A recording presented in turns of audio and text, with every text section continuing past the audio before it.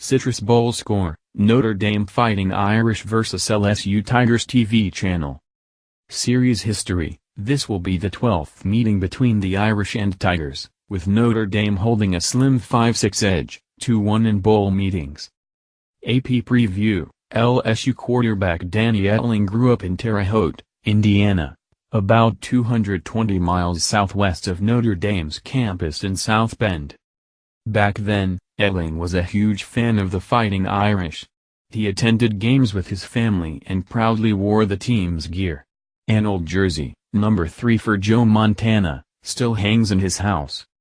Yet while Etling developed into a high school star, Notre Dame looked elsewhere in its recruiting efforts. Etling signed with nearby Purdue before eventually transferring to LSU.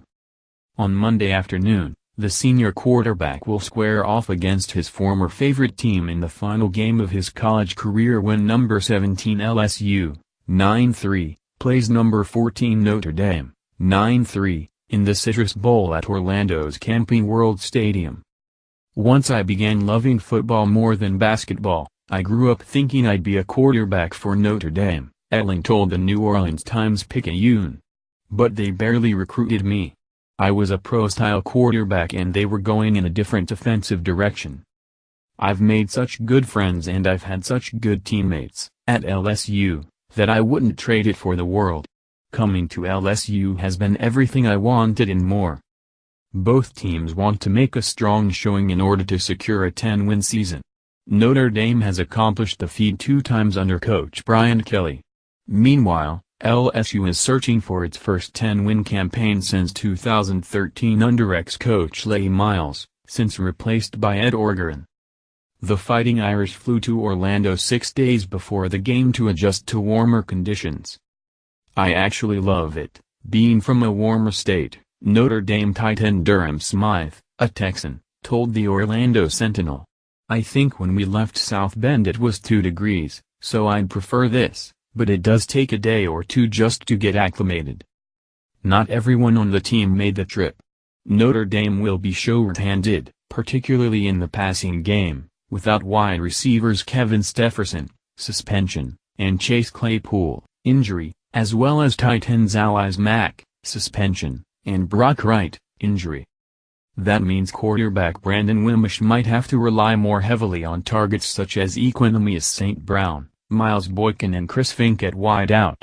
Smythe could play a big role along with fellow tight ends Nick Weishauer and Cole Kmet. Wimbush struggled throughout much of the regular season as he completed only 49.8% of his passes for 1,818 yards, 16 touchdowns and 6 interceptions. He proved to be dangerous with his feet as he rushed for 765 yards and a team-leading 14 touchdowns. Fighting Irish running back Josh Adams, 1,386 yards, 9 touchdowns, shined behind a behemoth offensive line anchored by Mike McGlinchey and Quentin Nelson. The emphasis on the ground game is likely to continue versus LSU, which will be without its top 3 linebackers because of injuries. LSU waited until later in the week before traveling to Orlando. The Tigers wrapped up the regular season with victories in 3 games in a row and 6 of their past 7.